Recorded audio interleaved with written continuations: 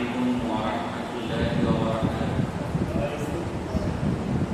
إن الحمد لله نحمده ونصلي على رسوله الكريم أما بعد. আল্লাহ পাকের উপর লাখো কোটি শুকরিয়া যে মহান আল্লাহ তাআলা আমাদেরকে পবিত্র শুক্রবার জুমার নামাজ আদায় করার জন্য মসজিদে আসার মতো তৌফিক দান করেছেন। এই জন্য মহান আল্লাহর উপর শুকরিয়া আদায় করি আলহামদুলিল্লাহ। আজ পবিত্র মহরম মাসের তৃতীয় শুক্রবার 17 তারিখ। বিশ্বের শেষ সময় চলতেছে, পৃথিবীর অধিকাংশ সময় শেষ হয়ে গেছে। এখন বিশ্বের বিভিন্ন গুরুত্বপূর্ণ ঘটনা আমরা অহরহ দেখতে পাচ্ছি। আপনারা অনেকে শুনেছেন বাংলাদেশ সেনাবাহিনী সম্প্রতি দ্বিতীয় বাংলাদেশ ব্যাটালিয়ন এর অধীনে ইসলামের 4 জন খলিফা তাদের নামে 4টা কোম্পানির নামকরণ করেছেন। হযরত আবু বকর, হযরত উমর, হযরত উসমান, হযরত আলী রাদিয়াল্লাহু তাআলা এদের নামে 4টা কোম্পানি গঠন করা হয়েছে। এই আমাদের সেনা প্রধানের মুখে দাঁড়িয়ে আমাদের সেনাবাহিনীর নতুন ব্রিগেডের নাম, কোম্পানির নাম দেওয়া হয়েছে সাহাবীদের নামে, বিশিষ্ট খলিফাদের নামে।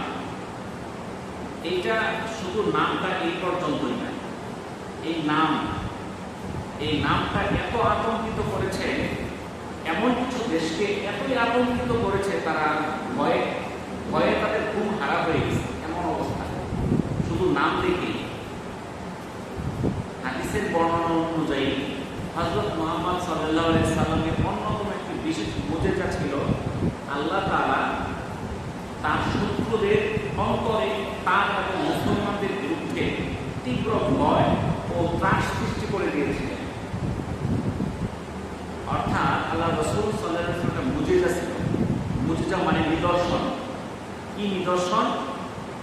যে আল্লাহ তাআলা তার শত্রুদের অন্তরে, ইহুদি, নাসারা, কাফের, মুশরিক, তাদের অন্তরে মুসলমানদের বিরুদ্ধে তীব্র ভয় এবং ত্রাস সৃষ্টি করে দিয়েছেন। এর অর্থটা বুঝতে পারছেন? অর্থাৎ মুসলমানদেরকে দেখে সবাই ভয় পাবে। দেখেন আমাদের সেনাপ্রধান দাঁড়িয়ে রাখছে, এই জন্য তারা ভয়ে আতঙ্কিত। কি না করে আমাদের সেনাবাহিনীর কোম্পানির নাম দেওয়া হয়েছে বিশিষ্ট খলিফাদের নামে, তারা আতঙ্কিত। ব্যাপার কি? এরা খলিফাদের নাম কেন বললো? আমাদের উপর আক্রমণ করে কিনা? আসলে মুসলমানদের যে ইমানি শক্তি, এটা অন্য কারোর মধ্যে নাই। আপনারা ঘটনা শুনছেন, এক যুদ্ধের মধ্যে সাহাবীরা কি করতেছিল? মেসওয়াক করতেছিল। কারণ মেসওয়াক করা কি আল্লাহর রাসূলের সুন্নাত। তো সাহাবীরা মেসওয়াক করতেছিল। তখন ওই যে কাফের যে সকল সৈন্য ছিল তারা দূর থেকে দেখতেছে, এই এরা তো সবাই কি করতেছে? মেসওয়াক করতেছে, দাঁত পরিষ্কার করতেছে। এটা দেখে তাদের মধ্যে আতঙ্ক সৃষ্টি হয়ে গেছে। কি না করে নাকি আমাদের খাইয়ে ফেলে, এই বয়স তারা কি করছে? মাঠ থেকে পালাই গেছে। এটাই হচ্ছে ইসলামের একটা মুজিজা। আল্লাহ রাসূলকে যেটা আল্লাহ তাআলা দিয়েছিলেন, যে মুসলমানদের বিরুদ্ধে তীব্র ভয় এবং ত্রাস সৃষ্টি করে দিয়েছিলেন সেই অমুসলিমদের, ইহুদি, নাসারাদের। অর্থাৎ যেখানে ইসলাম দেখবে তারা সেখানে ভয় পাওয়া যাবে, আতঙ্কিত হয়ে যাবে। এটাই হচ্ছে একটা মুজিজা। অনুরূপভাবে আজকে ইসলামকে সামনে রেখে আমাদের দেশের সেনাবাহিনী এই যে নামকরণ করছে, এতে কিন্তু অপশক্তিরা ভয় পাওয়া শুরু করছে। যদিও দেখা যায় এটা নিয়ে সমালোচনা হচ্ছে আমাদের পার্শ্ববর্তী দেশে, তাদের লোক সংখ্যা করছে আরো 7-8 গুণ বেশি। 7-8 গুণ না, 10 গুণ বেশি হইলে কি একজন মুসলমানদের সামনে 10 টাকা হলেও কিছুই। এটা বিভিন্ন জায়গায় প্রমাণিত হয়েছে। কিন্তু দেখেন আজকে সারা বিশ্বে ইহুদি, নাসারা, হিন্দু, বৌদ্ধ, খ্রিস্টান সবার শত্রু কারা? তারা কাকে শত্রু মনে করে? তারা মুসলমানকে শত্রু মনে করে। ইহুদিরাও মনে করে মুসলমানরা শত্রু, নাসারাও মনে করে, খ্রিস্টানরাও মনে করে, হিন্দুরাও মনে করে, বৌদ্ধরাও মনে করে। সবার শত্রু কারা? মুসলমানরা। তাহলে মুসলমানরা কাকে শত্রু মনে করি জানেন? আমরা কেউ শত্রু মনে করি শিয়াকে, কেউ কেউ শত্রু মনে করে সুন্নিকে, কেউ শত্রু মনে করে আহলে হাদিসকে, কেউ শত্রু মনে করে পীরপন্থীকে, কেউ শত্রু মনে করে মাযহাবীদেরকে, কেউ শত্রু মনে করে লামাযাবিদেরকে। আমাদের শত্রু হলো এরা, আর ওদের শত্রু কারা? মুসলমান। এর অর্থ বুঝছেন? অর্থাৎ ইহুদি নাসারাদের শত্রু মুসলমান, মুসলমানদের শত্রু মুসলমান। আমরা সেই পথে আছি। আর এটার কারণে আজকে দেখেন মুসলমানদের মধ্যে কোনো একতা নাই। একতা না থাকার কারণে আমরা দলে দলে বিভক্ত। আমরা এক দল আরেক দলকে আমরা দেখতে পাই না। এক দলের বিপদ আমরা আরেক দলকে করি, এটা করতেছি। কিন্তু এই দলে দলে বিভক্ত হওয়ার কারণে আমাদের যে মূল কাজগুলো সেগুলো বন্ধ হয়ে আছে। এই 2-3 দিন আগে ইন্ডিয়াতে 3টা মসজিদ ধ্বংস করা হয়েছে নোটিশ দেওয়া ছাড়া। ইতোমধ্যে আরো কয়েকটা মসজিদ মাদ্রাসা তারা ধ্বংস করছে। কোনো প্রতিবাদ হয়েছে? কেউ প্রতিবাদ করে নাই। ফিলিস্তিনের জেরুজালেম, যেখানে আমেরিকার কাছে তারা জমি বিক্রি করছে মাত্র $1, কোনো প্রতিবাদ হয়েছে? জমি, ওইটা কাদের জমি? তো ফিলিস্তিনে বিক্রি করছে কারা? ইসরায়েলরা। ওই $1 বিক্রি করলে তো বেশি, কারণ ওটা তো তাদের না। অন্যের জিনিস বিক্রি করলে আর সমস্যা নেই, ঠিক আছে না? নিজের জিনিস বিক্রি করলে ওটা দাম থাকে। তো মুসলমানদের সম্পদ বিক্রি করতেছে ইহুদিরা। আমরা কোনো বাধা দিই না। আমাদের যারা শীর্ষস্থানীয় আলেম আছে, যারা সারা দেশের মধ্যে বিভিন্ন বক্তব্য দেয়, কথা বলে, লিডিং পার্সন, তারা কোনো কথা বলে না এই বিষয়ে। কেন? তারা নিজেদের মধ্যে মারামারি নিয়ে ব্যস্ত। ওই সকল বিষয় দেখার সময় নাই। আপনারা দেখবেন যে মুসলমানদের মধ্যে বিভিন্ন ভাগ আছে। এই যে শিয়া, সুন্নি, আহলে হাদিস, মাযহাবী, লামাযাবী আছে না ভাগ? এটা কি অন্য ধর্মের মধ্যে নাই? খ্রিস্টানদের মধ্যে আছে, ক্যাথলিক আছে, এরকম বিভিন্ন ভাগ আছে। হিন্দুদের মধ্যে ভাগ আছে, ব্রাহ্মণ আছে, ক্ষুদ্র আছে, শূদ্র আছে, ক্ষত্রিয় আছে। তাহলে প্রত্যেকটা ধর্মের মধ্যে ভাগ আছে। কিন্তু ওদেরকে দেখছেন কখনো এক দল আরেক দলের বিরুদ্ধে মিটিং মিছিল করতে, আন্দোলন প্রতিবাদ করতে? অগরদের নেতাগুলা, অগরদের ধর্মীয় নেতা, তারা এগুলো নাকি মিটিং মিছিল করে কিনা, সভা সমাবেশ করে কিনা? করে না। কিন্তু মুসলমানরা এক গ্রুপ আরেক গ্রুপের বিরুদ্ধে কি করে? তারে বানাইতেছে মুরতাদ, কেউ বানাইতেছে কাফের, কেউ বানাইতেছে মুশরিক। এক দল আরেক দলের বিরুদ্ধে মিটিং মিছিল সমাবেশ চলতেছে, প্রোগ্রাম চলতেছে। অর্থাৎ মুসলমানদের লক্ষ্য তো ঠিক নাই, যে মুসলমানদের যে প্রকাশ্য শত্রু শয়তান, আর আমাদের বিরুদ্ধে যারা ঝাঁপায় পড়তেছে ইহুদি, নাসারা, কাফের, মুশরিক, তাদেরকে আমরা শত্রু মনে করতেছি না। আমরা শত্রু মনে করতেছি আমারই ভাই মুসলমানকে। এই জন্য আমরা কি এই যে পথ হারা হয়ে গেছি, যাদের কারণে যুগে যুগে ইসলাম ক্ষতিগ্রস্ত হয়েছে। এর আগেও যাদের দ্বারা ক্ষতিগ্রস্ত হয়েছে, বর্তমানেও যাদের দ্বারা ক্ষতিগ্রস্ত হচ্ছে, এরা কারা? 1 নাম্বার, রাষ্ট্রের তোষামতকারী কিছু আলেম আছে, নিজেদের স্বার্থ এবং ক্ষমতার লোভে জালিম এবং অন্যায় শাসনকে জায়েজ মনে করে। তারা তোষামতি করে। বিভিন্ন যুগে যুগে যখন যে সরকার আসবে তার তোষামতি করবে, তার গোলামি করবে, তার পক্ষে কথা বলবে, তার অবৈধ জিনিসকে তারা বৈধ বলে ফতোয়া দেবে। 2 নাম্বার, ভ্রান্ত মত এবং চরমপন্থা অবলম্বন। ইসলামের সঠিক জ্ঞানের অভাবে অনেকেই চরমপন্থী বা ভুল ব্যাখ্যা প্রচার করে, যা মানুষকে বিভ্রান্ত করে। 3 নাম্বার হচ্ছে দুর্নীতি ও ধর্ম ব্যবসা, যারা কোরআন ও হাদিসের ভুল ব্যাখ্যা দিয়ে অজ্ঞতার সুযোগে অর্থ উপার্জন করে, ইসলামের ভাবমূর্তি পূর্ণ করে। এই 3 ধরনের শ্রেণীর দ্বারা ইসলাম যুগে যুগে ক্ষতিগ্রস্ত হয়েছে। আজকে দেখেন যারা যেই সকল আলেমরা দেশে নেতৃত্ব দিচ্ছে, শীর্ষস্থানীয় আলেম, তাদের টাকা পয়সার অভাব নাই, তাদের ধন সম্পদের অভাব নাই। তারা কি করে বুঝবে সাধারণ আলেম যারা, তারা অর্থভাবে যে কি কষ্টে আছে, কি দুরবস্থায় আছে, তারা কিন্তু এই কষ্ট বোঝে না। কারণ তারা এসি রুমে আছে, তাদের টাকা পয়সা কোনো অভাব নাই। আপনি মনে করেন যে আলেমরা সব গরিব, এটা মনে করেন? যারা নেতৃত্বস্থানীয় দেশের বড় বড় আলেম, ওদের সম্পদ বড় বড় শিল্পপতির চেয়েও বেশি। তারা এতই আরাম আয়েসে থাকে, আপনি দেখলে আশ্চর্য হয়ে যাবেন। আপনি চিন্তাও করবেন না তারা কি পরিমাণ আরাম আয়েসে থাকে। অধিকাংশ আলেম অনেক কষ্ট সহ্য করে, মানুষের কথা শুনে সব নীরবে সহ্য করে থাকে। মসজিদের মিম্বর থেকে তার সত্য কথা বলতে পারে না, তার সত্য কথা বলে তার চাকরি চলে যাবে। আজকে মসজিদ থেকে সত্য কথা বলে তার চাকরি থাকবে? সে যদি সঠিক বয়ান করে তার চাকরি চলে যাবে, এই ভয়ে সে সঠিক কথা বলতে পারে না। তাহলে সঠিক কথা বলতে পারত যদি তারা এই মসজিদ মাদ্রাসার যারা ইমাম খতিব ছিলেন, আলেম ছিলেন, হাফেজ ছিলেন, তারা যদি স্বনির্ভর থাকতো, তারা কাউকে ভয় করতো না। চাকরি চলে যাও ভয় করতো না, চাকরি থাকলে থাকবে, চাকরি যাক, আমার উপার্জন আমি করতে পারি, আমি সঠিক কথা বলেই যাব।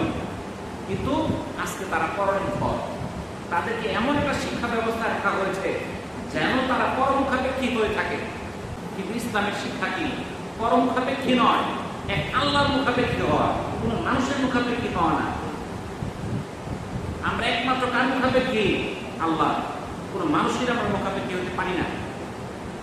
আমরা নিজেরা কর্মহীন থাকি, যার জন্য আজকে আমরা মানুষের মুখাপেক্ষী হয়ে থাকি।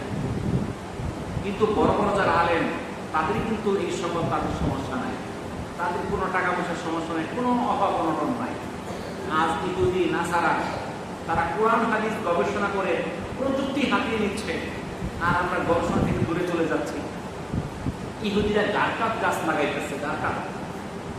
হযরত আবু হুরায়রা রাদিয়াল্লাহু তাআলা থেকে বর্ণিত, নবী করিম সাল্লাল্লাহু আলাইহি সাল্লাম বলেন, কিয়ামত সংঘটিত হবে না যেই পর্যন্ত ইহুদিদের বিরুদ্ধে যুদ্ধ না করা হয়। এমনকি ইহুদি পাথর ও গাছের আড়ালে আত্মগোপন করলেও পাথর ও গাছ বলবে, হে মুসলিম, আমার পিছনে ইহুদি আছে, এসো ওকে হত্যা করো। কিন্তু গারকাত গাছ এরকম বলবে না। সহিহ বুখারী 2926 নম্বর হাদিস। বুখারীর হাদিস।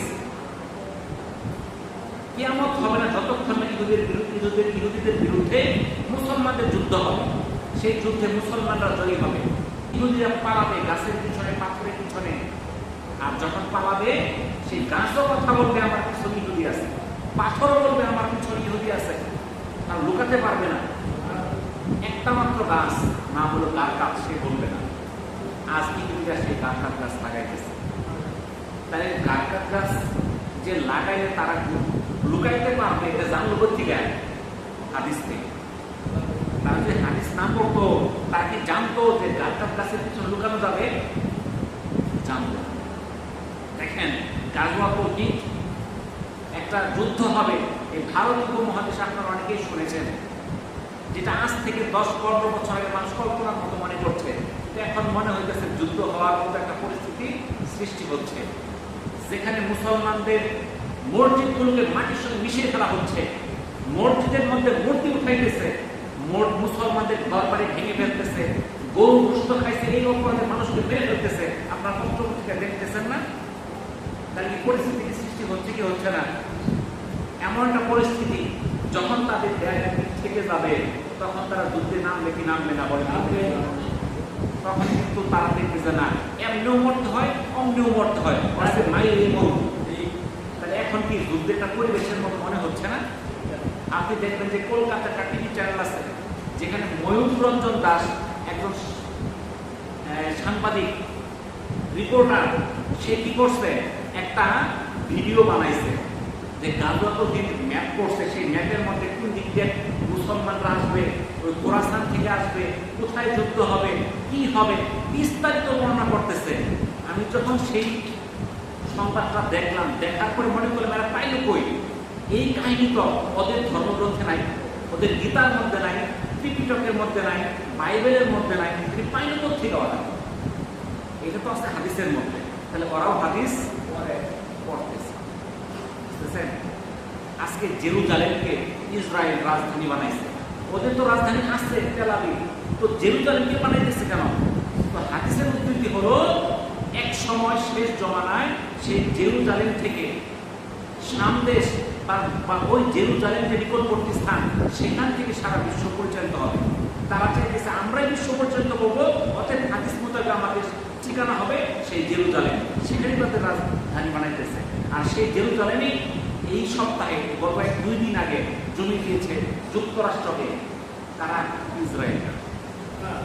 তাহলে তারাও কিন্তু হাদিস কোরআন নিয়ে গবেষণা করে, কিন্তু আমরা গবেষণা করি। তো ওরা গবেষণা করে ওরা কি লাভ পাইতেছে, আর আমরা গবেষণা করলে কি লাভ পাইতাম, এটা জানার দরকার আছে। আল্লাহ তাআলা পবিত্র কোরআনে বলেন, ওয়া নুনাজ্জিলু মিনাল কুরআনি মা হুয়া শিফাউ ওয়া রাহমাতুল লিল মুমিনিন। আমি কোরআনে এমন বিষয় নাযিল করেছি যা রোগের জন্য সুচিকিৎসা এবং মুমিনদের জন্য রহমত। তাহলে কোরআনে আল্লাহ তাআলা এমন কিছু নাযিল করেছে যা রোগের জন্য চিকিৎসা, চিকিৎসা না সুচিকিৎসা। এর চেয়ে ভালো চিকিৎসা হইতে পারে না, কোরআনের চেয়ে কোনো ভালো চিকিৎসা নাই। আর মুমিনদের জন্য রয়েছে রহমত। এরপরেই আল্লাহ তাআলা বলতেছেন, ওয়ালা ইয়াজিদুজ যালিমিনা ইল্লা খাসারা, অর্থাৎ জালিমদের জন্য শুধু ক্ষতি বৃদ্ধি করে। অর্থাৎ কোরআন আমরাও পড়তেছি, ওরাও গবেষণা করতেছে। আমরা পড়ার কারণে আমাদের জন্য রহমত, আর ওরা গবেষণা করিয়া ওদের ক্ষতি বৃদ্ধি পাইতেছে, লাভ কিন্তু হচ্ছে না। অর্থাৎ আমাদের কোরআন নিয়ে গবেষণা করতে হবে। তারা কোরআন গবেষণা করিয়া তারা বিভিন্ন যন্ত্রপাতি প্রযুক্তি আবিষ্কার করতেছে, তারা আগায় যাচ্ছে, কিন্তু আমরা সেই দিকে আগানোর চেষ্টা করতেছি না। এই জন্য বর্তমানে আখেরি জমানা বা শেষ জমানা আমাদের অত্যন্ত সূক্ষ্মভাবে বিচার বিশ্লেষণ করে চিন্তা ভাবনা করে আমাদেরকে চলতে হবে। তো এখন আমরা কি করতে পারি? আমাদের করণীয় কি? এই যে সারা বিশ্বে যেই সকল কর্মকাণ্ড ঘটছে, এটার জন্য আমরা তো অসহায়, আমাদের কিছু নাই, আমাদের অস্ত্র নাই, আমাদের প্রযুক্তি নাই, আমাদের কিছুই নাই, ইমানের দিক দিয়েও দুর্বল। করণীয় কি? আমাদের করণীয় তাদের জন্য দোয়া করা, আর তাদেরকে একসময় প্রতিহত করতে হবে, এই জন্য প্রস্তুতি গ্রহণ করা। আমরা যদি বসে থাকি, আমাদের ক্ষমতা নাই, আমাদের শক্তি নাই, আমাদের সামর্থ্য নাই, এটা বসে থাকতে হবে না। আপনি দেখেন, কিছুদিন আগে ইরানের যুদ্ধ হইল, তো ইরানের সঙ্গে আমেরিকার যুদ্ধ হয়েছে। ইরানের কিছু অস্ত্রশস্ত্র আছে, তাদের ওই ব্যবস্থাপনা করছে, যার জন্য কিন্তু ইরান কিন্তু এখন ঠিক আছে, ইরান কিছু করতে পারে নাই। আর যদি ইরান যদি সে ফিলিস্তিনের মতো হইতো, তাহলে বোমা মাইরা মাইরা মাটির সঙ্গে মিশে সারা বিশ্বে কেউ কিছু বলার থাকতো না। আমাদের সেই প্রযুক্তিগত ভাবে আগায় যেতে হবে। মুসলমানরাই প্রযুক্তির জনক, এরাই প্রযুক্তির আবিষ্কারক, কিন্তু আজকে মুসলমানরা পিছায় গেছে, আগায় গেছে কারা? ইহুদি নাসারা। এই জন্য আমরা সাবধান হয়ে যাই। তো আমরা নিজের আমলের দিকে ঝুঁকে পড়ি। আমল কি করে বাড়ানো যায়? আমাদের মধ্যে আমলের প্রচুর ঘাটতি। আমলের ঘাটতি থাকার কারণে আমরা ভালো দিকগুলোতে যাইতে পারতেছি না। আমাদের আমলগুলো মন্দ হওয়ার কারণে শয়তানের ওয়াসওয়াসায় আমরা বিভিন্ন মন্দ কাজে জড়াই পড়তেছি। এই জন্য আমাদেরকে আল্লাহর কাছে বেশি বেশি দোয়া করতে হবে। আমরা নামাজ শেষ হইলে অনেকে দোয়া করতে ভয় পাই, বলে যে এই দোয়া করা যাবে না, দোয়া করা হারাম, দোয়া করা নিষেধ, এরকম বলে বিভিন্ন আমাদের পাঠ্য আলেম আছে, বলে না? তো দোয়া এটা আল্লাহ সবচেয়ে বেশি খুশি হয় যখন বান্দা আল্লাহর কাছে চায়। আমরা দুনিয়ার মধ্যে যদি কোনো কিছু চাই, কারো কাছে চাইলে সেই লোকটা বিরক্ত হয়ে যায়, একবার দুইবার তিনবার চাইলে সে রাগ করে ধমক দেয়। কিন্তু মহান আল্লাহ তাআলা তার কাছে যে যত বেশি চায়, আল্লাহ তার প্রতি তত খুশি হয়। তাহলে আমরা চাই না, চাইতে নিষেধ করি। আর দোয়া কবুলের একটা সময় হলো এই যে ফরজ নামাজের পর দোয়া কবুলের একটা সময়, আজান আকামতের সময় দোয়া কবুলের সময়, বৃষ্টির সময় দোয়া কবুলের সময়, শেষ রাত্রিতে দোয়া কবুলের সময়, এরকম অনেকগুলো দোয়া কবুলের সময় আছে। সেই সময়গুলোতে আমরা দোয়া করি না। আমরা ফরজ নামাজের পর অবশ্যই দোয়া করব, তবে কোনো কোনো আলেমের মতে দলীয় দোয়া করাটা নিষেধ, কিন্তু একাধিক দোয়া করাতে কোনো আলেমের মধ্যে কোনো নিষেধাজ্ঞা নাই। সেটা আহলে হাদিস হোক, লামাযহাবী হোক, হানাফি হোক, শাফিঈ হোক, হাম্বলী হোক, যেই হোক, কারো মধ্যে নিষেধ নাই একাকী দোয়া করার ক্ষেত্রে। তাহলে একাকী দোয়াগুলো আমাদেরকে শেখার দরকার আছে না নাই? আর এই একাকী এই দোয়াগুলো শিক্ষার জন্য আমরা ফরজ নামাজের পর ইমাম সাহেব যে দোয়াটা করে আমরা যদি ওইটাই আমরা শিখতে থাকি, আমরা শিক্ষার নিয়তে শুনি, তাহলে আমাদেরও সেই দোয়াটা শিক্ষা হয়ে যাবে। তাহলে আমরা নামাজের পর যে সম্মিলিত দোয়াটা করবো এটা কিসের উদ্দেশ্যে? শিক্ষার উদ্দেশ্যে। যে আমি দোয়াটা কিভাবে করব সেই দোয়াটাও তো আমার শিক্ষার দরকার আছে। আমরা দোয়ার মধ্যে কি বলবো? আমরা তো এখন অলস হয়ে গেছি, আমরা কিছু শিখতে পারি না, শিখি না। আমরা দুনিয়ার লেখাপড়ায় মত্ত আছি, কিন্তু আখিরাতের জন্য যেটা দরকার, চিরস্থায়ী যে লেখাপড়া জানা দরকার, সেই দিকে আমরা আগাচ্ছি না। আমরা হাত তুলে বলি রব্বানা আতিনা ফিদ দুনিয়া হাসানাতাও ওয়া ফিল আখিরাতি হাসানাতাও ওয়া কিনা আযাবান নার। এর অর্থ কি? হে আমাদের পালনকর্তা, আমাদের দুনিয়াতে কল্যাণ দান করুন এবং আখিরাতেও কল্যাণ দান করুন এবং জাহান্নামের আযাব থেকে রক্ষা করুন। তাহলে প্রথমে আল্লাহর কাছে হাত তুলে কি বলি? যে হে আল্লাহ, আমাকে দুনিয়াতে কল্যাণ দান করুন। আমাদের কি দুনিয়াতে কল্যাণের দরকার আছে না? তাহলে চাইতে হবে না আল্লাহর কাছে। পাঞ্চামুখের নেন রব্বানা আতিনা ফিদ দুনিয়া, হে আল্লাহ আমাকে দুনিয়াতে কল্যাণ দান করুন।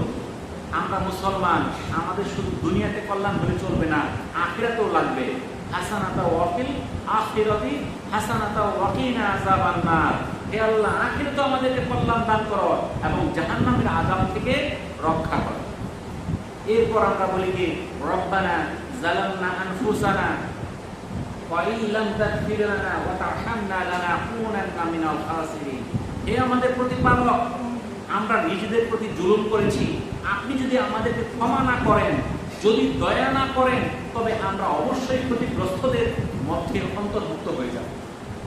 তাহলে দেখেন আজকে আমরা নিজেদের জুলুম করতেছি, আমরা বিভিন্ন অন্যায় অবিচারের মধ্যে যুক্ত আছি। আল্লাহ তাআলা যদি আমাদের ক্ষমা না করে, আমরা কি নিশ্চিত ক্ষতিগ্রস্তদের মধ্যে ঢুকে যাব। এরপর আমরা বলি রব্বানা হাব লানা মিন আজওয়াজিনা ওয়া যুররিয়াতিনা কুররাতা আয়ুন ওয়াজআলনা লিল মুত্তাকিনা ইমামা। হে আমাদের পালনকর্তা, আমাদের স্ত্রীদের এবং সন্তানদের পক্ষ থেকে আমাদের জন্য চোখের শীতলতা দান করুন এবং আমাদের ক্ষুধা ভীরু লোকদের ইমাম বানিয়ে দিন। তাহলে আমাদের স্ত্রী সন্তান যেন আমাদের চোখের শীতলতা হয়, অর্থাৎ তাদেরকে দেখলে আমাদের প্রাণ জুড়ায় যায়। কিন্তু বর্তমানে আমরা দোয়া না করার কারণে তাদের দেখলে আমাদের শরীরে রাগ চলে আসে, কারণ আমরা যেই কথা বলি তার উল্টা দিকে চলে। তারা আমাদের কথায় চলে না, কিন্তু তারা আমাদের কথাই চলতো যদি আমি তাদের জন্য এই দোয়া করতাম। আমরা পিতামাতার জন্য দোয়া করি রব্বির হামহুমা কামা রাব্বায়ানি সগীরা। হে আমার প্রতিপালক, আমাদের পিতামাতার উপর দয়া করুন, যেমন দয়া ও মমতায় তারা আমাকে শৈশবে লালন পালন করেছে। তাহলে এই দোয়াটা যদি আমি শিখি, আমার সন্তানকে শিখাই, আমি মারা যাব, আমার সন্তান আমার জন্য দোয়া করবে।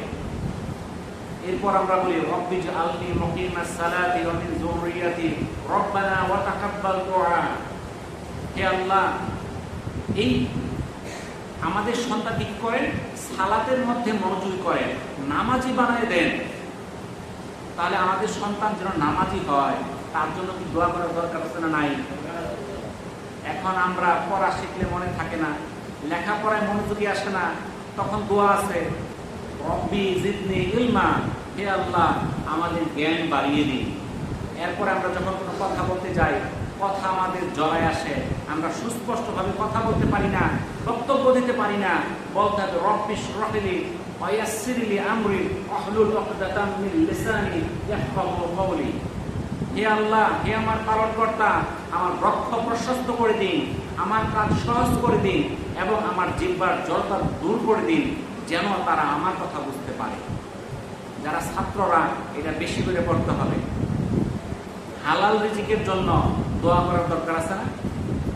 হালাল রিজিকের জন্য এবং সচ্ছলতার জন্য দোয়া করার দরকার আছে। আমরা তো ঋণে জর্জরিত, ঋণের কোনো অভাব নাই, ঋণ আমরা করি আর দিতে পারি না। ঋণ দুই রকম, একরকম ঋণ মানুষ করে দিয়ে দেওয়ার নিয়তে, যে আমি তার ঋণটা দিয়ে দিব, যে এই নিয়তে যে মানুষের কাছে ঋণ করে, এইরকম একটা লোক। আর একটা লোক আছে, এই যে টাকা নিলাম, একটা দিলাম না, নেওয়ার সময় নিয়ত হলে টাকা দিব না, ঘুরাম। দুই শ্রেণীর লোকই কিন্তু আমাদের মধ্যে আছে। একটা দোয়া আছে, আল্লাহুম্মা কফিনি বিহালালিকা আন হারামিক ওয়া আগনিনি বিফাদলিকা আম্মান সিওয়া। হে আল্লাহ, হারামের পরিবর্তে তোমার হালাল রুজি দ্বারা আমাকে যথেষ্ট করো, আর তোমার অনুগ্রহ দ্বারা আমাকে তুমি ছাড়া অন্য সবার থেকে অমুখাপেক্ষী করে দাও। এই দোয়াটা যে করবে তার জন্য আল্লাহ তাআলা হালাল রুজির ব্যবস্থা করে দিবে, এবং তার যত ঋণ সে মানুষকে দেওয়ার উদ্দেশ্যে নিয়েছে সেই ঋণ দেওয়ার ব্যবস্থা আল্লাহ তাআলা করে দিবে এই দোয়ার দ্বারা। আল্লাহুম্মা কফিনি বিহালালিকা আন হারামিক ওয়া আগনিনি বিফাদলিকা আম্মান সিওয়া। তার পাহাড় পরিমাণ ঋণ থাকলেও তার পরিশোধের ব্যবস্থা করে দিবে কে? আল্লাহ। দুশ্চিন্তা, টেনশন, ঘুম আসে না, তার দিকে তার দুশ্চিন্তায় জর্জরিত, তার জন্য দোয়া, আল্লাহুম্মা ইন্নী আউযু বিকা মিনাল হাম্মি ওয়াল হাজনি ওয়াল আজিজি ওয়াল কাসালি ওয়াল বুখলি ওয়াল জুবনি ওয়াল জালালি ওয়াল গালাবাতি ওয়াল রিজাল। হে আল্লাহ, আমি আপনার কাছে আশ্রয় চাচ্ছি উৎকণ্ঠা, সুখ, অক্ষমতা, অলসতা, বিপন্নতা, ভীরুতা, ঋণের বোঝা, মানুষের প্রাধান্য এবং চাপ থেকে। যে এই দোয়া প্রতিনিয়ত পাঠ করবে তার টেনশন সব দূর হয়ে যাবে। জাহান্নাম থেকে মুক্তির জন্য দোয়া, আল্লাহুম্মা আজিরনি মিনান নার, আল্লাহুম্মা আজিরনি মিনান নার। যে এই দোয়া পাঠ করবে তার জন্য জাহান্নামের দরজাগুলো বন্ধ করে দেওয়া হবে। যে ব্যক্তি প্রতিদিন সকালবেলা 7 বার এই দোয়া পাঠ করবে, সন্ধ্যায় 7 বার দোয়া পাঠ করবে, তার জন্য জাহান্নামের 7টা দরজা বন্ধ হয়ে যাবে। জাহান্নাম থেকে বাঁচিয়ে গেলাম, আমাদের কই যাইতে হবে? জান্নাতে যাইতে হবে। আর জান্নাতে যাওয়ার জন্য দোয়া আছে, আল্লাহুম্মা ইন্নী আসআলুকা রিজাকাল জান্নাত, আল্লাহুম্মা ইন্নী আসআলুকা রিজাকাল জান্নাতুল ফিরদাউস। কারণ আল্লাহ তাআলা, আল্লাহ রাসূল বলছে তোমরা তো জান্নাত চাওয়া, ভালোটাই চাও, সর্বোত্তম জান্নাত কোনটা? জান্নাতুল ফিরদাউস। আল্লাহুম্মা ইন্নী আসআলুকা রিজাকাল জান্নাতুল ফিরদাউস। হে আল্লাহ, তুমি আমাকে জান্নাতুল ফিরদাউস দান করো। যে ব্যক্তি সকালে 8 বার পাঠ করবে এবং সন্ধ্যায় 8 বার পাঠ করবে তার জন্য জান্নাতের 8টা দরজাই খোলা হয়ে যাবে। কি সহজ না কঠিন? আরেকটা দোয়া আছে, আল্লাহুম্মা ইন্নী আসআলুকাল জান্নাহ ওয়া আউযু বিকা মিনান নার। হে আল্লাহ, আমি আপনার কাছে জান্নাত প্রার্থনা করি এবং জাহান্নামের আগুন থেকে মুক্তি চাই। আবু সাঈদ খুদরী রাদিয়াল্লাহু তাআলা থেকে বর্ণিত, রাসূলুল্লাহ সাল্লাল্লাহু আলাইহি সাল্লাম বলেছেন, যে ব্যক্তি নিম্নোক্ত দোয়া পাঠ করবে তার জন্য জান্নাত ওয়াজিব হয়ে যাবে। এই দোয়াটা আসছে সহিহ মুসলিমের 1884, সুনানে আবু দাউদের 1529, মুজামুল কাবিরের 838 নম্বর হাদিস। দোয়াটা কি? রাদিতু বিল্লাহি রাব্বা ওয়া বিল ইসলামি দীনা ওয়া বি মুহাম্মাদিন নাবিয়্যা ওয়া রাসূলা সাল্লাল্লাহু আলাইহি ওয়াসাল্লাম। অর্থাৎ আমি আল্লাহকে রব, ইসলামকে দ্বীন এবং মুহাম্মদ সাল্লাল্লাহু আলাইহি সাল্লামকে রাসূল হিসেবে সন্তুষ্ট চিত্তে মেনে নিয়েছি। যে এই দোয়াটা পাঠ করবে, রাদিতু বিল্লাহি রাব্বান ওয়া বিল ইসলামি দীনা ওয়া বি মুহাম্মাদিন নাবিয়্যা ওয়া রাসূলা সাল্লাল্লাহু আলাইহি ওয়াসাল্লাম, যে পাঠ করবে তার জন্য জান্নাত ওয়াজিব হয়ে যাবে। এই কঠিন নাকি? এগুলো আমরা প্রত্যেকটা দোয়ার মধ্যে পাঠ করব। আমরা যখন নামাজ পড়ি, নামাজের মধ্যে সিজদা করি, 2 সিজদার মাঝখানে আমরা পাঠ করব, আল্লাহুম্মা গফিরলি ওয়ারহামনি ওয়াহদিনি ওয়াআফিনি ওয়ারযুকনি। আমরা দেখা যায় অনেকেই সিজদা যখন করি, এক সিজদা করে আরেক সিজদা করে বসার টাইম নাই, সঙ্গে সঙ্গে 2 সিজদা হয়ে গেছে। কেউ কেউ আছে মাথায় সুজদা করে না, দেখছেন তো? কিন্তু আমরা একটা সিজদা করে আরেক সিজদার মধ্যস্থানে আমরা বসবো আর আমরা দোয়া পাঠ করব, আল্লাহুম্মা গফিরলি ওয়ারহামনি ওয়াহদিনি ওয়াআফিনি ওয়ারযুকনি। এটা বললে আমাদের কি লাভ? এটা বল লাভ হচ্ছে, হে আল্লাহ, আপনি আমাকে মাফ করুন, আমাকে রহম করুন, আমাকে হেদায়েত দান করুন, আমাকে শান্তি দান করুন, আমাকে রিজিক দান করুন। যা দরকার সব চাই হয়েছে, কোনো কিছু বাকি আছে নাকি? সবই তো চাইলাম। আমাকে মাফ করুন, আমাকে রহম করুন, আমাকে হেদায়েত দান করুন, আমাকে শান্তি দান করুন, আমাকে রিজিক দান করুন। কোন তো চাওয়ার বাকি আছে কি? আর সব চাই ফেলছি, 1 মিনিটও লাগছে না। আল্লাহুম্মা গফিরলি ওয়ারহামনি ওয়াহদিনি ওয়াআফিনি ওয়ারযুকনি। দেখি শিখাবার দরকার আছে না নাই? আছে। আমরা যখন নামাজের সালাম ফিরাই তার আগে একটা দোয়া আছে, আমরা আত্মাহিয়াত করে দরুদ পাঠ করি, দরুদের পরে আমরা দোয়া মাসুরা পাঠ করি। আরেকটা দোয়া আল্লাহ রাসূল পাঠ করতেন, আল্লাহুম্মা ইন্নী আউযু বিকা মিন আযাবিল কবর ওয়া আউযু বিকা মিন ফিতনাতিল মাসিহিদ দাজ্জাল ওয়া আউযু বিকা মিন ফিতনাতিল মাহইয়া ওয়াল মামাত আল্লাহুম্মা ইন্নী আউযু বিকা মিনাল মাসামি ওয়াল মাগরাম। হে আল্লাহ, আমি আপনার নিকট কবরের আযাব থেকে আশ্রয় চাই, দাজ্জালের ফিতনা থেকে আশ্রয় চাই, জীবন এবং মৃত্যুর ফিতনা থেকে। হে আল্লাহ, আমি আপনার নিকট গুনাহ এবং ঋণগ্রস্ততা থেকে আশ্রয় চাই। এর মধ্যে কি দোয়া হয়ে গেল না সব? হযরত আবু উমামা রাদিয়াল্লাহু তাআলা আনহু থেকে বর্ণিত, আল্লাহ রাসূল সাল্লাল্লাহু আলাইহি সাল্লাম বলেছেন, প্রতি ফরজ নামাজের পর যে ব্যক্তি আয়াতুল কুরসি পড়বে তার জান্নাতে যাওয়ার পথে মৃত্যু ছাড়া আর কোনো বাধা থাকবে না। সুনানে নাসাইর 100 নম্বর হাদিস। অর্থাৎ যে ব্যক্তি প্রত্যেক ফরজ নামাজের পর আয়াতুল কুরসি পাঠ করে তার জান্নাতে যেতে একটা বাধা আছে। কি বাধা? মৃত্যু। সে জীবিত দিকে যাইতে পারতেছে না, মরার সঙ্গে সঙ্গে তার ঠিকানা হবে জান্নাত। তার হিসাব নিকাশ কোনো কিছু সুযোগ নাই, কারণ মরলেই জান্নাত। কি করলে? আয়াতুল কুরসি একটা আয়াত পাঠ করলে। কিন্তু এটাও আমরা জানি না, শিখি না, শেখার চেষ্টা করি না। আমরা কত কিছু শিখতেছি কিন্তু একটা আয়াত শিখতে পারি না। কেন পারি না? এটার প্রতি আমাদের অবদান। আমরা এই দোয়া করি, দোয়া এমন একটা জিনিস, এই দোয়া যত বেশি বেশি করা হবে তত বেশি আমাদের কল্যাণ আসবে।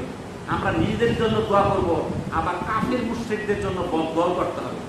আল্লাহ রাসূল এই দোয়াটা করতেন, আল্লাহুম্মা মুজরিয়া সাহাব ওয়া মুনজিলাল কিতাব সারিয়াল হিসাব হাজিমাল আহজাব আল্লাহুম্মা জিমহুম ওয়া আযলজিলহুম। হে আল্লাহ, তুমি মেঘমালা চালনাকারী, তুমি কিতাব নাজিলকারী, দ্রুত হিসাব গ্রহণকারী, শত্রু দলকে পরাজিত করো। হে আল্লাহ, তাদেরকে পরাজিত করো, তাদের মধ্যে কম্পন সৃষ্টি করে দাও। আপনি এই দোয়া পাঠ করেন, আল্লাহুম্মা মুজরিয়া সাহাব ওয়া মুনজিলাল কিতাব সারিয়াল হিসাব হাজিমাল আহজাব আল্লাহুম্মা জিমহুম ওয়া আযলজিলহুম। যারা ইসলামের বিরুদ্ধে চলে তাদের জন্য বদদোয়া, তাদের জন্য তারা পরাজিত হয়, তারা যেন ভয়ে প্রকম্পিত হয়ে যায়, তাদের জন্য আমাদেরকে বদদোয়া করতে হবে। এগুলো আল্লাহ রাসূলের শিক্ষা। আমাদের যাই কিছু করতে হবে সবই সুন্নত তরিকায় করতে হবে। যদি আমরা সুন্নত তরিকায় করতে পারি, যারা কাফের মুশরিক ইহুদি নাসারা তারা ভয়ে প্রকম্পিত হয়ে যাবে। আমি যেই আলোচনা দিয়ে আজকের আলোচনা শুরু করেছিলাম, বলেছিলাম বাংলাদেশ সেনাবাহিনীর 4টা ব্রিগেডের নাম রাখছে বিশিষ্ট সাহাবীদের, বিশিষ্ট খলিফাদের নামে। হযরত আবু বকর, হযরত উমর, হযরত উসমান, হযরত আলী, তাদের নামে। আর তাদের এই নামগুলোর কারণে তারা ভয় প্রকম্পিত হয়ে যাচ্ছে, তারা আতঙ্কিত হয়ে যাচ্ছে। তাহলে আমরাও তাদেরকে আতঙ্কিত করতে পারবো যদি আমরা সুন্নতের মধ্যে থেকে চলি। কিন্তু আজকে আমরা সুন্নতকে বানাইছি অন্য মাধ্যমের হাতিয়ার। সুন্নতকে কি উদ্দেশ্যে রাখছি এটা আমরা মানি না। সুন্নত আছে, দাড়ি আছে, টুপি আছে, পাঞ্জাবি আছে, পোশাক পরতে সব আছে। চুরি করতেছে, ঘুষ খাইতেছে, সুদ খাইতেছে, সবই আছে, কোনো কিছুই নাই। বাকি বদ কাজ কোনোটাই বাকি নাই। সুন্নতি পোশাক দরকারটা কি?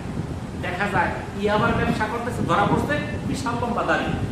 তাহলে ওই ইয়াবার ব্যবসায় করবো, পরে দাড়িটা রাখবার পেছে কারা? লম্বা টুপি দেওয়ার পেছে কারা? তুই ইয়াবার ব্যবসা করে খাবি, তুই সুন্নতের মধ্যে গেছিস, কিন্তু সুন্নতকে কলঙ্কিত করলি। আজকে আমাদের মা বোনরা সুন্দর পর্দা করে, তারা বোরকা পরে চলে। কিছু কিছু বাজে মেয়েরাও আছে যারা বোরকা পরে অপকর্ম করে। তারা অপকর্মই করবি, তারা ভালো মহিলাদের জন্য তো তারা এই বোরকা পরবি কেন? কি বলবেন? সত্য না মিথ্যা? তাহলে এই যে আমরা সুন্নতি পোশাক নিচ্ছি, বিশাল লম্বা দাড়ি রাখছি, আমি ব্যবসা করি, এতে কি হবে? দোকানদার বিশ্বাস করবে, আমাদের কাছে কাস্টমার সহজেই চাকরি জিনিসপত্র নিবে। আমরা বিভিন্ন ভাবে এই সুন্নতকে আমরা কাজে লাগাই, মানুষ আমার কথা শুনবে, আমাকে মূল্যায়ন করবে। কিন্তু এই সুন্নত আল্লাহ রসুলের সুন্নত, আল্লাহ রসুলকে মানতে হবে। আল্লাহ রসুল যেই কাজে আদেশ করছে সেটাই মানতে হবে, যেই কাজে নিষেধ করছে সেটা দূরে থাকতে হবে। সেটা হিসেবে আমরা গ্রহণ করি না। যদি গ্রহণ করতাম তাহলে আজকে কোনো চোর, ডাকাত, সন্ত্রাসী, তাহলে এই যে চুরি ডাকাত যারা করে এরা দাড়ি টুপি থাকতো না। অনেক বড় বড় সন্ত্রাসী ধরা পড়লে দেখে যে দাড়ি টুপি আছে। এরা মুসলমানকে, ইসলামকে কলঙ্কিত করতেছে। বুঝা গেল? তো এই জন্য আমাদেরকে প্রকৃত সুন্নত ধরতে হবে নিয়ত অনুযায়ী। কারণ বুখারী শরীফের প্রথম হাদিসটাই হচ্ছে ইন্নামাল আমালু বিন্নিয়াত, সমস্ত নেক কাজ নিয়তের উপর নির্ভরশীল। আপনি দাঁড়িয়ে আছেন কোন নিয়তে, আপনি টুপি দিচ্ছেন কোন নিয়তে, আপনি পাঞ্জাবি পড়ছেন কোন নিয়তে, এই নিয়ত আল্লাহ তাআলা জানে। আপনার নিয়ত অনুযায়ী আল্লাহ তাআলা আপনাকে কি করবে, এটার বদলা দিবে। আর যদি আপনি সঠিক নিয়তে আপনি আল্লাহ রাসূলের সুন্নাত অনুসরণ করতে পারেন, আপনাকে দেখা আমাকে দেখা ইহুদি নাসারা সবাই ভয় প্রকম্পিত হয়ে যায়। এই জন্য আমরা আল্লাহ রসুলের নির্দেশিত পথ, আল্লাহর নির্দেশিত পথে আমরা সবাই চেষ্টা করি চলার জন্য, এবং ফরজকে আমরা আঁকড়ে ধরি। আমরা 5 ওয়াক্ত নামাজ মসজিদে হাজির হয়ে যাই। আমাদের মধ্যে অনেকের মধ্যে বিভিন্ন সময় বিভিন্ন মসজিদে, শুধু এই মসজিদে না, আপনি মনে করেন যদি এই মসজিদের মধ্যে আমরা গোতাগুতি হয়, মনোমালিন্য হয়, এটা সব মসজিদে হয়। কেন হয়? শয়তান মানুষকে লাগায় দেয়। বিভিন্ন সময় এই ওর বিরুদ্ধে লাগতেছে, ওই ওর বিরুদ্ধে লাগছে, এটা চলতেই আছে, যুগে যুগে চলছে, এখনো আছে, ভবিষ্যতেও চলবে। কেন? শয়তানের মিশনই এইটা। কিন্তু আমাদের সেই শয়তানকে কি জয়লাভ হতে দেওয়া যাবে না, শয়তানকে পরাজিত করতে হবে। আমরা যেন সকলে এক হয়ে থাকি, আমাদেরকে যেন কোনো কথায় কোনো কাজে মসজিদ থেকে আলাদা ছুটাইতে না পারে, এই জিনিসটা খেয়াল রাখবেন। এখানে দেখি যে প্রতিনিয়ত এখন মুসল্লি, আমি একটা সিদ্ধান্ত কিছু মুসল্লি নতুন আসা যাওয়া করতেছে, কিন্তু মুসল্লি কিন্তু বাড়তেছে না। হয়তো 5 জন গেছে, 5 জন আইছে, মুসল্লি ওডি সংখ্যা বাড়তেছে না। আমাদের মুসল্লি বাড়াইতে হবে, মুসল্লি সবাইকে নিয়ে আসতে হবে, সবাইকে মসজিদে 5 ওয়াক্ত নামাজে হাজির হতে হবে। আপনারা মসজিদে আসেন, এই মসজিদের মধ্যে যারা আসবেন তারা ইহকালেও শান্তি পাবেন, পরকালেও শান্তি পাবেন। সারাদিন বাইরে ঘোরাফেরা করবেন, মনের মধ্যে শান্তি থাকবে না, টেনশন থাকবে, কাজের ঝামেলা থাকবে, কাজ শেষ হবে না। 5 ওয়াক্ত নামাজ পড়বেন, আপনার জন্য কাজ সহজ করে দিবে আল্লাহ তাআলা। আপনি একা 5 জনের কাজ করতে পারবেন, আপনাকে সেই শক্তি সামর্থ্য আল্লাহ তাআলা দিয়ে দিবে। আর যখন আপনি নামাজের বাইরে থাকবেন, আপনি 1 জনের কাজ আপনার 2 জনও করতে পারবেন। আপনারা দেখেন, নামাজকে ধরেন, নামাজ যে ধরে আল্লাহ তাআলা তার প্রতি রহম বর্ষণ করে, আর যার প্রতি আল্লাহ তাআলা রহমত বর্ষণ করে তার কোনো সমস্যা থাকতে পারে। এই জন্য আমরা সবাই 5 ওয়াক্ত নামাজ আমরা আঁকড়ায় ধরি। আল্লাহ তাআলা আমাদেরকে তৌফিক দান করুন। ওয়া আখিরু দাওয়ানা আনিল হামদুলিল্লাহি রাব্বিল আলামিন। আসসালামু আলাইকুম ওয়া রাহমাতুল্লাহি ওয়া বারাকাতুহু।